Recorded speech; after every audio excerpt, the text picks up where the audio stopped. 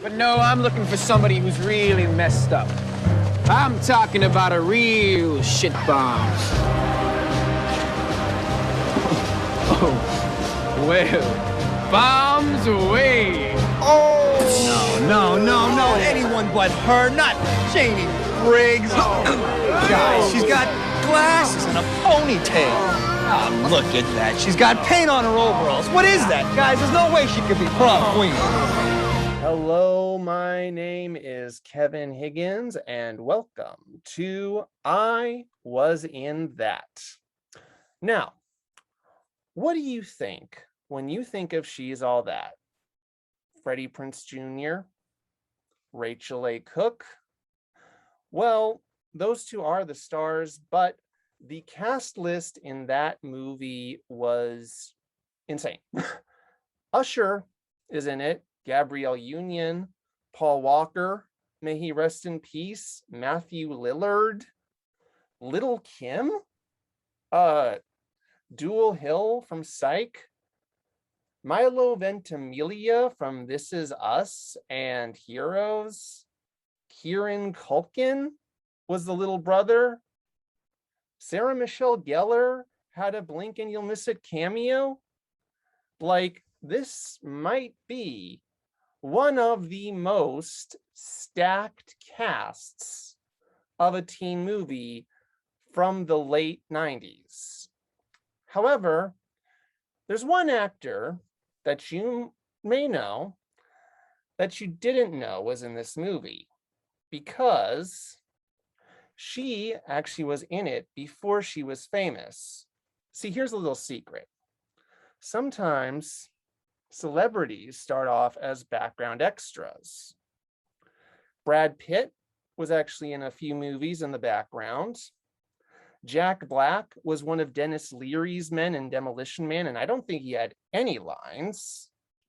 But if you're a fan of American Horror Story, you may notice someone at the very end in the graduation scene.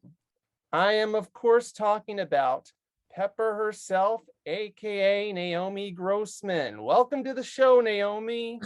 Thank you. You have an amazing eye. Or at least an eye that doesn't blink. Yeah, definitely. Well, actually, I'll have to admit, I just watched this movie last night. I had heard you were in it, thanks to a podcast you were on for a friend of mine, Darren. You had mentioned being in it. Yeah, so I guess my first question is, now I've been in the background of a lot of movies and TV shows myself. I was just recently in The Gilded Age and Raising Kanan, and in the past I've been in Trainwreck and Mr. Robot and stuff like that. So the way background acting works nowadays is, basically you just sign up for different casting sites like Grant Wilfley or Actors Access or Roman Candle or casting networks online.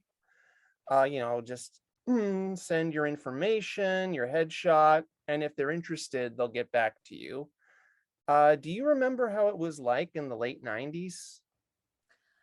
Yeah, I mean, I don't think it's fair to say I got my start background acting at all. I was legit acting, like foreground acting, for a long time before that. But what I wasn't doing was able to make a living. And so, like many, kind of green actors new to Hollywood, I had a dozen ding dong jobs. I, waited tables. I drove the Red Bull car. I danced for money at bar mitzvahs. I posed nude in art classes. I worked as a background extra. And, that was just another way to make a buck. And, don't get me wrong. It was, there was value to it because I was was on a set. I got to kind of see how it worked. Like I learned the lingo, you know, first team out, second team in, like all that kind of stuff, which if you're not on a set is like a whole other language. But I definitely never had delusions that I was like, you know, any closer to Hollywood. If anything, it was actually honestly pretty demoralizing. Like Yeah. it felt very much like them again against us. And Oh, I was, you definitely. know, yeah, Mhm. I was just background, 100%. And you know, don't get me wrong, I am I belong in the foreground. I just wasn't being paid to do so yet. So you know, I was, even if all I was doing was, you know, crossing in the deep background, I was still, you know, I still was like had an intention. There was a relationship. Like I, you know, I can't, Mhm. it's like you can take that actor out of off the stage, but you can't take the stage out of the actor. So you know, that was me. I was, you know, you caught me, you saw me there in that graduation scene, and it's true, I was, you know, acting for the back row. You know, I was seated behind Freddie Prinze Jr. And they probably forgot that I was, you know, uh one of their more animated extras, because, you know, there I was. He was, you know, butt naked sitting in front of me. And, you know, again, I'm a trained actor. I'd been to Northwestern University. Been a theater major. Like you know, I'd been in plays. I'd even acted in film and television, you know, already. And so I knew when the cameras were rolling to, you know, turn it on. And I did. And you know, in general, the extras job is to really just disappear. It's, you know, Mhm. we're basically prop pieces, you know what I mean? Like it just Yeah. there to sort of uh support the scene, make it look real, you know. And because let's face it, what kind of graduation has just, you know, Freddie Prinze Jr. in it? Like you need a whole slew of high school students sitting there, you know. I just think they hadn't counted on having selected one of their more animated, you know, high school students in holding. Mhm. But that's what they did. All I right. can't tell if I ruined that movie or, you know, made it. It's literally the last shot of the entire film. And you know, I have to believe that the editors, when they were going through footage, were like, "Oh my god, that is hilarious!" Like that chick's eyebrow. Yes, I have to believe that, because if they were all that upset at it, then it would have made the cutting room floor, and it didn't. Yeah. For those viewers who may not have, you know, noticed you in the movie, tell them exactly like what you did in the background. Well, so actually, I'm in that whole movie. Like, I Oh. want to say, oh yeah, I'm in there the whole darn time. There was that there was a big party scene. I remember Mhm. thinking, wow, this is an awesome job. I mean, I just get paid to put on clothes and like and seem like I'm at a party. Like I can do that. Um, there was the yeah, I want to say it's a party scene with Lil Kim Mhm. and what's his name, the actor. He's actually great, and he has a big part in it. And of course, now I've spaced, but it was that "Gonna get home last night." Oh, That Matthew Lillard. yes. I'm in that scene.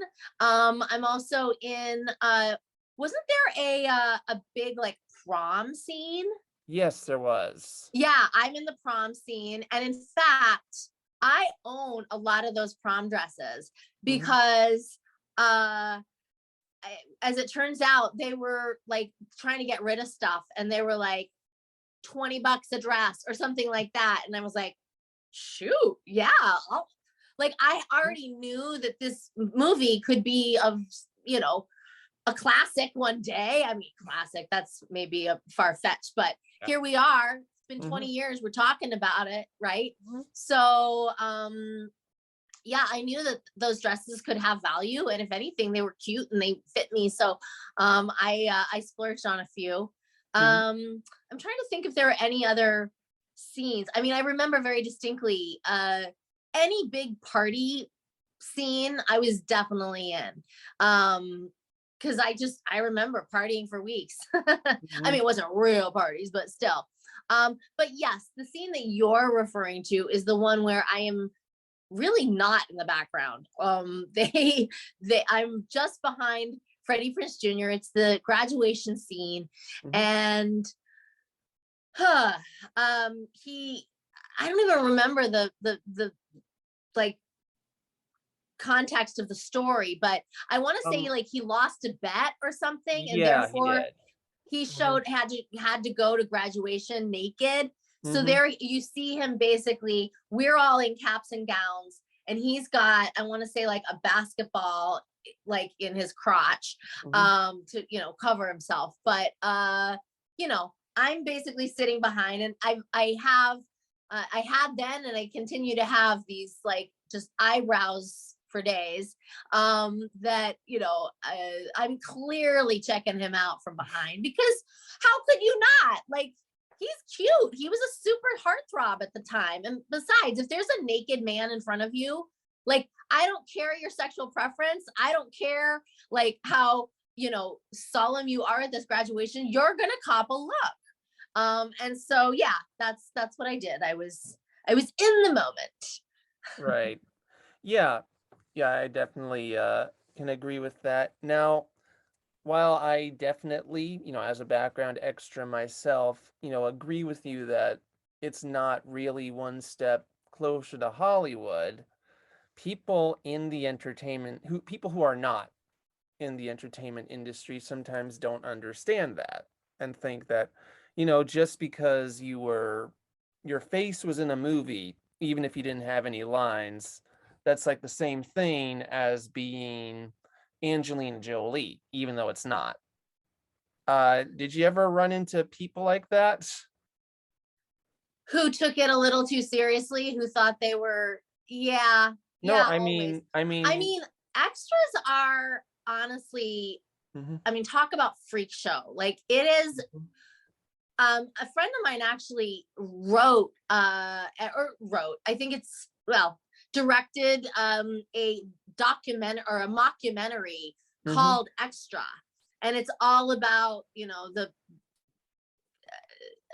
dream of a background extra, because mhm. there are people who are completely deluded, who think that they are you know that much closer to mainstream commercial success, because yeah, their face was five not even 5 seconds on a screen, and it's just not true. It's kind of sad, honestly. So that's why, honestly, when you asked me about this, I was like, sure, like, you are aware that that was literally a like that was just like a survival job for me at the moment. Like, I was like struggling to make rent, and Mhm. that was $125 a day. Like, it's kind of akin to, let's talk about your job waiting tables some afternoon. Like, that's what we're doing essentially. Yeah. Yeah, I know. No, no, I agree. Yeah, I was just more interested in doing this because, because you were, an extra, it's not like the kind of movie many people would associate you with, you know. Right, right. No, and it's always surprising, like, well, and I think because, let's face it, like, Mhm, Pepper and I don't look like each other, right? mhm, So when people recognize me, they're already like, oh my God, I won something. You know what I mean? Like, mhm. holy crap, like, I'm good. Whenever, it's not like I look like my character. So when I think people are already excited when they make that connection. But then when they make the connection from like 20 years ago, like, oh my God, that's that girl. Like, not only does she not look like Pepper, she doesn't even look like herself. Now she looks 20 years older, like we all do. But I think it's fun for people, those little like Easter eggs. And you're right, this movie has a ton of them. Yeah. Yeah, definitely. Although I will say that Gabrielle Union has not aged since this movie at all. Well, yeah, Yeah, she was she's so gorgeous. gorgeous. All right. So I guess the next question is now I know this was, as you mentioned, this wasn't your only background acting job. When were you comfortable to leave background acting behind? Um, I didn't do it very long, and I didn't uh and honestly, I'm struggling to even remember some of the other things I'd done. You know, Yeah, you don't have to yeah, say the other and thing. so honestly, there wasn't like this inciting moment when I was like, I'm done. Mhm. I mean, I was acutely aware that I was very bad at this. Like, I I know for a fact that I sort of take up space. I fill a room. Like, I know this just from being a social at parties. Like, when I walk in, like, Mhm. the room sort of changes, and that's just part of like having a big personality. And so, and but that's what they don't want.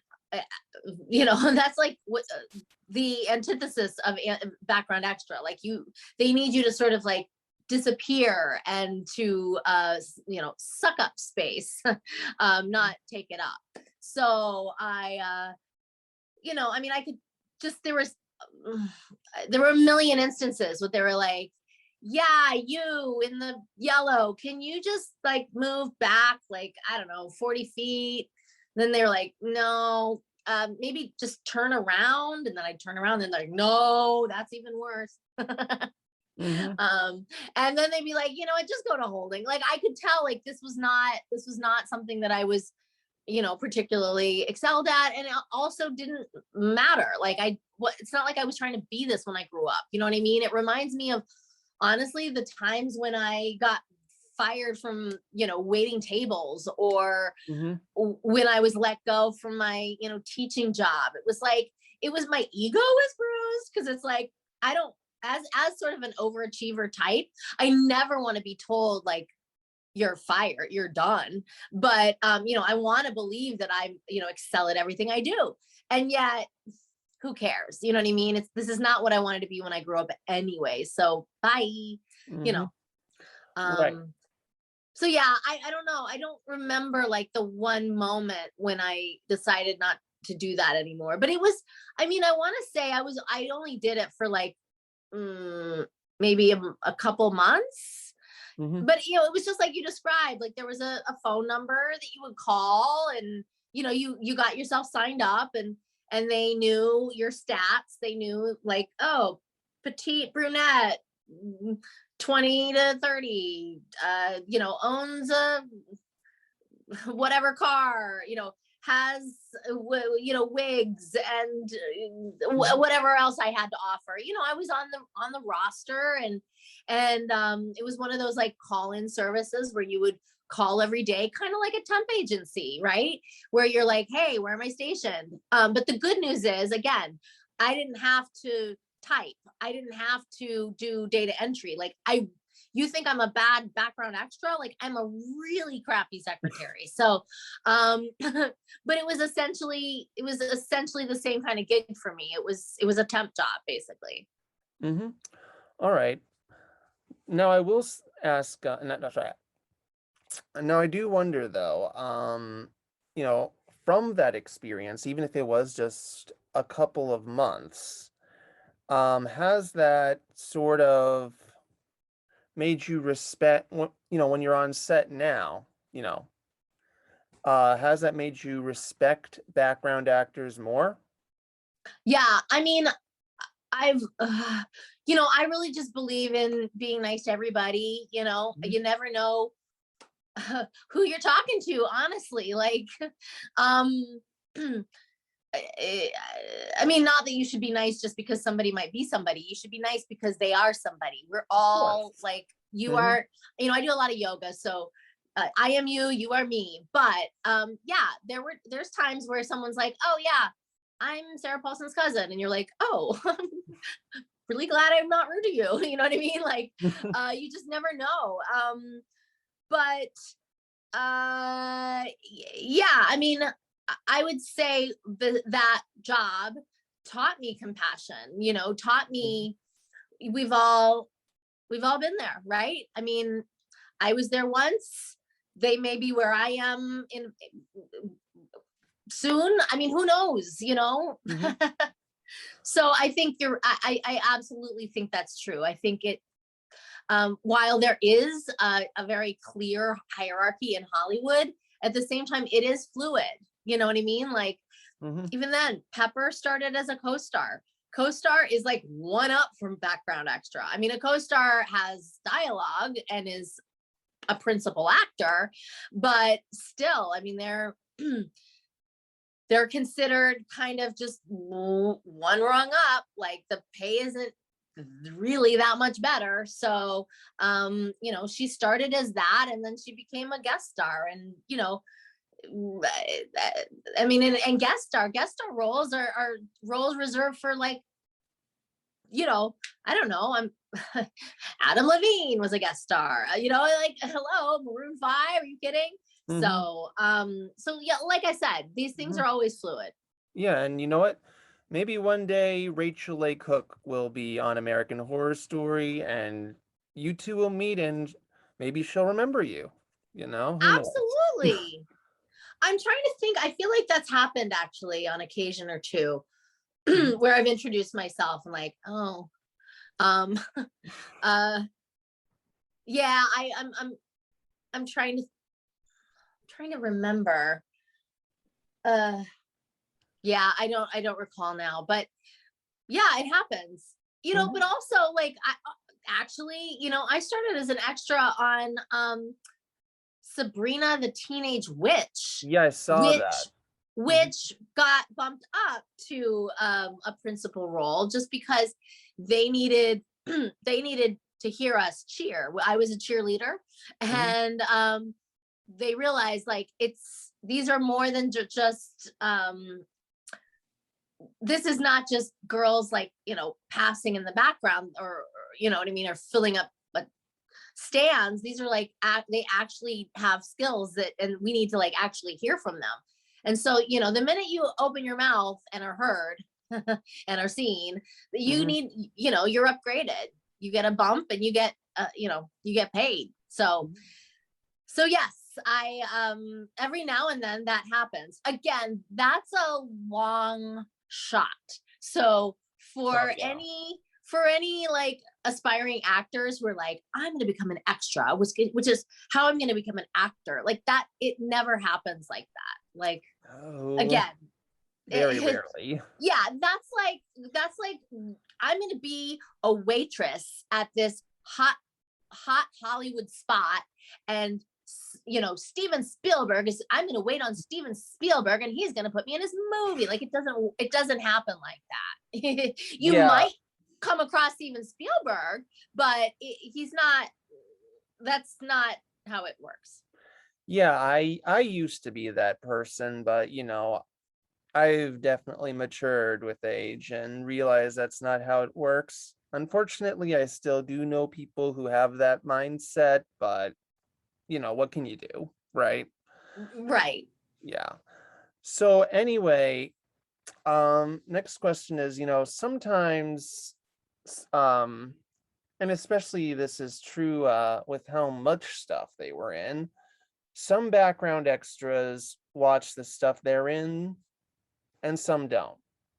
Were you that person who watched Sabrina and She's All That just to see if you could see yourself? No, I don't think so. I mean, I knew that I'd been upgraded with Sabrina, so of course I looked out for that. And I want to say people immediately recognized me and She's All That, so I obviously looked out for that. But I'm just thinking of some of the other shows that I did, like Saved by the Bell, or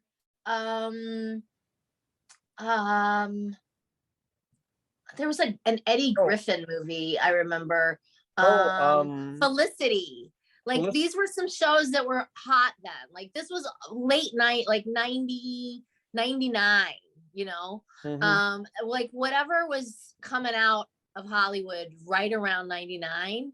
I was, if they needed a, you know, early 20s sort of teenage looking type, like it's entirely possible that I'm in there. Right. But you know, again, I'm not that deluded to be like, you know, what am I going to put it in my reel? You know what I mean? No. I'd be better off running red light cameras and using that footage in my, you know, on my reel. Like that's ridiculous. Of course. Yeah. I agree. You know, one thing I've met are people who put like background acting gigs on their resume, and I'm thinking like, well, you know, these casting directors are probably going to, you know, watch the shows or have watched the shows, and or they cast will know. the shows. Yeah, or cast the shows. Like that's ridiculous. I mean, the world is very small, and so no one is that stupid. Yeah. Yeah, I agree. You know, I will say, unfortunately, I'm not going to I'm not going to name the name of the CD or the name of the movie, but there was one movie that I was an extra in, but the boom mic caught my voice, and I put that on my resume, and I asked the CD if like that would count, and he said no, that doesn't count. No, I mean you need to be cast. You need a contract, a union contract. You need a credit. You need, I mean, you need a trailer. Like, you know, there's a protocol there, and you know, obviously, you know, if you're an extra, that you don't necessarily know that, but believe me, the people that are making decisions in Hollywood do know. So you don't want to get caught. Like, no. It's just, yeah, because those things follow you, you know.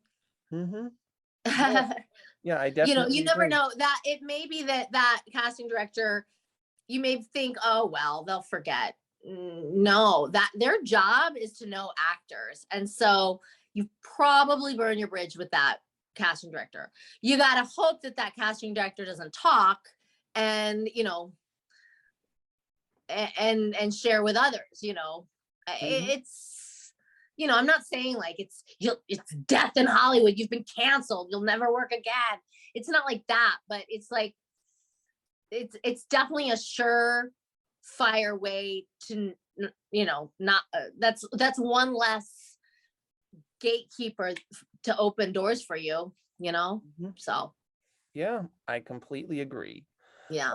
All right, so now that we've talked about your experience making the movie, let's talk about the movie itself as much as we can. So, and I hope you don't I hope I'm not burning any bridges for you asking this. Do you think She's All That has held up? Or was it ever good? I was gonna say, do you think She's All That was ever all that? No, but and I don't think I don't know. I mean, it's weird to me that we're even talking about it, because it did not seem like the makings of like a classic at the time. It still doesn't, but you know, there's a lot of movies that people are still like crazy about. I mean, look at the movie Hocus Pocus. You know, again, it's nothing against the filmmakers. I mean, Mick Garris, who wrote it, is a friend of mine. Like, I've been to Brazil with the guy, you know, to a Comic-Con. But like, why is that movie all of a sudden millennials, like young people are, I mean, that movie is old. Like I'm too old for, or I'm too young for that movie. And yet, you know, that every Halloween, it's like must see TV. It's so weird to me. So, you know, I am definitely not the authority on like what's hot, what's not, what has staying power, like what we're going to be still talking about in years to come. Because I'm surprised myself. Like if I had a crystal ball and can say this is going to be a hit, well, I'd be rich.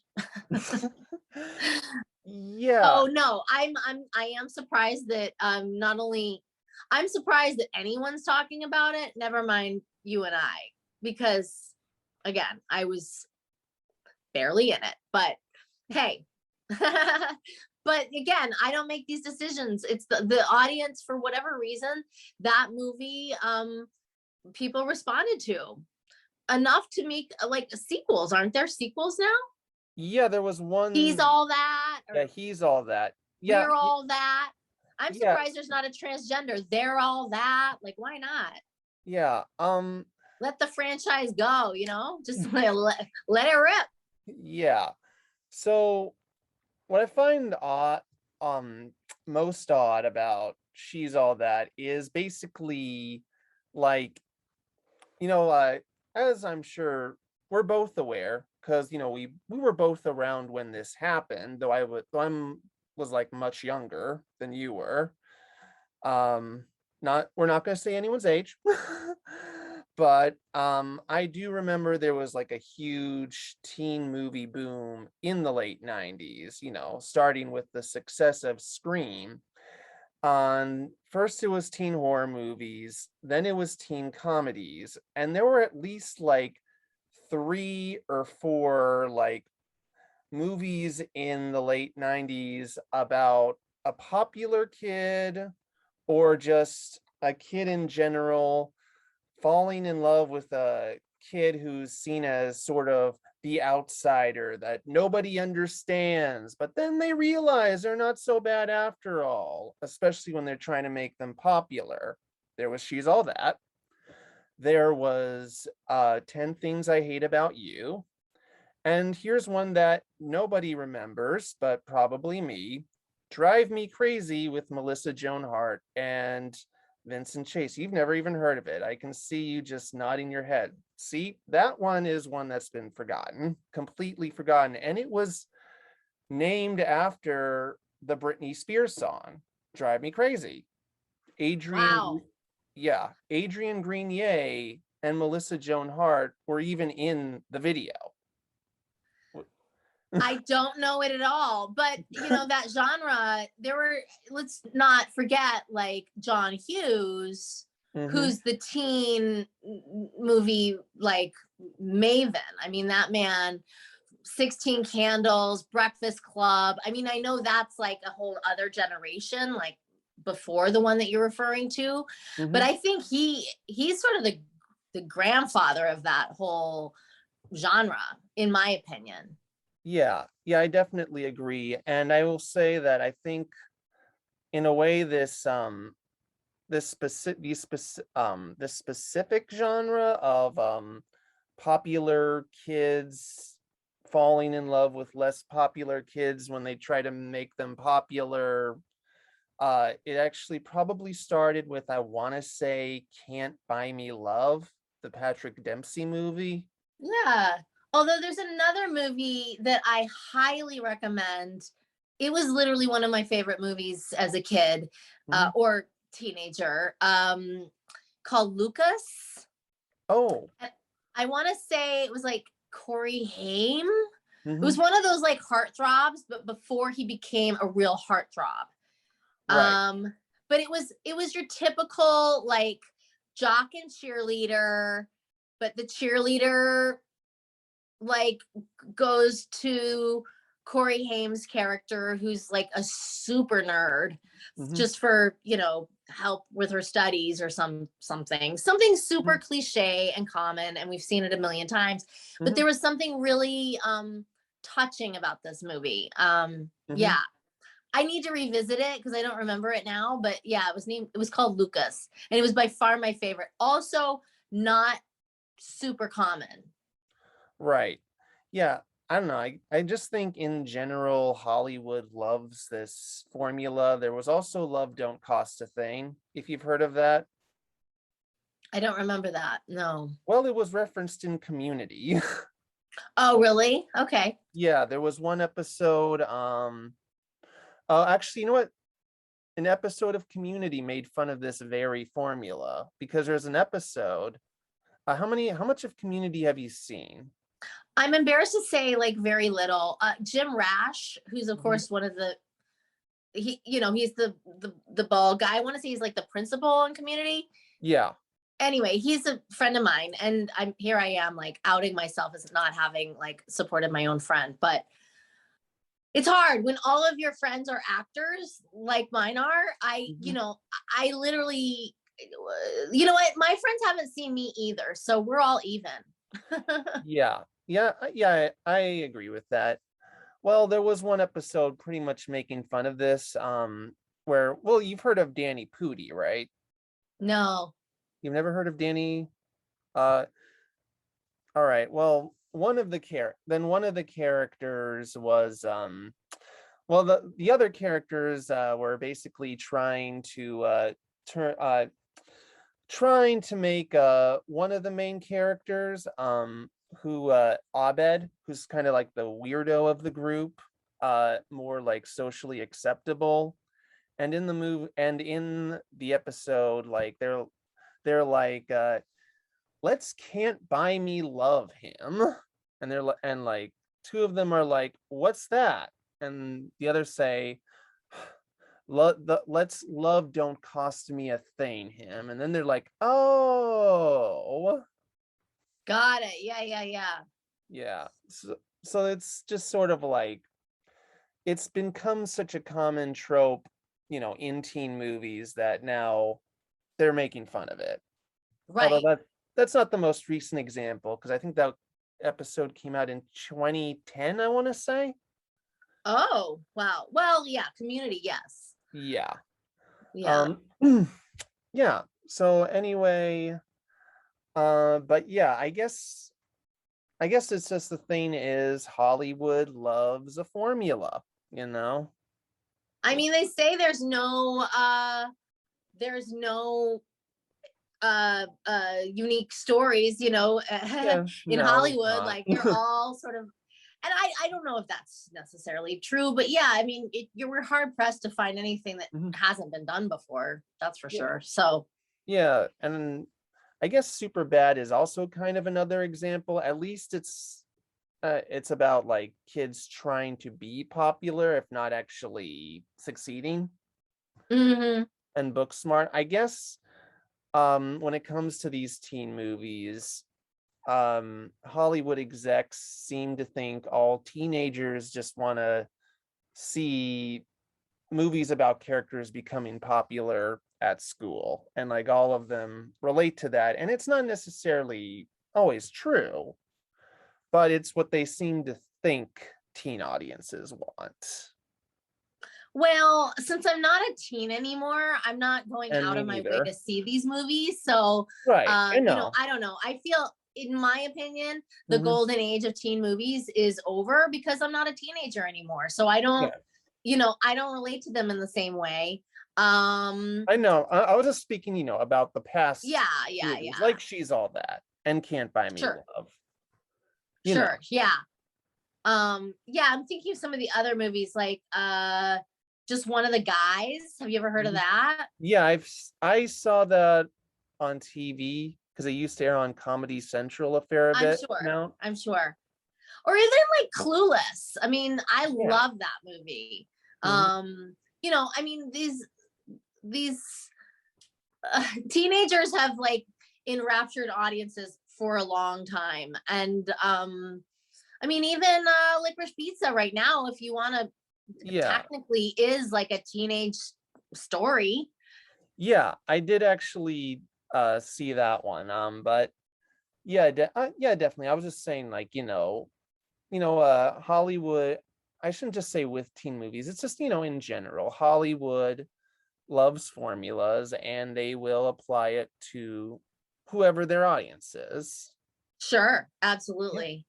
Yeah, like, you know, not all teen movies are the same. It's just, does tend, to be with, a different, like the same formula applied to movies targeted at different audiences, which is probably why we tend to see that similar story show up a lot. Well, I mean, when I was a teenager, and probably maybe you as well, like going to the movies was what you did. Like it was like if you were going on a date or you wanted to like, see who's who, you went to the mall, you went to the movies, maybe the bowling alley. You know what I mean? There was like, these were the places where you went. Like teenagers went to the movies. Whereas now, honestly, I feel like teenagers are on TikTok. They're like, why should I go somewhere? Like, we're in a pandemic. I'm like, I'm good. I've got my attention span only lasts 15 seconds at a time anyway. Why would I pay money to like stretch it to 2 whole hours, So I don't know. I do think that things are changing. I don't think, teenagers don't go to the movies anymore so much anymore. I think that's, again, part of the reason why movie audiences are getting older, and the stories are reflecting that, I think. Yeah, I can see that. Although unfortunately, because of the pandemic, the box office is still struggling. So many of the movies that do well nowadays are actually more like action movies and superhero movies, more than any other type of movie. And it's also seems like, and this was happening even before the pandemic, movies that didn't fit, like superhero movies, action movies, maybe animated movies, were all going straight to Netflix. Right. So, and the pandemic, if it didn't exactly start that, it's just kind of maybe reinforced that a bit.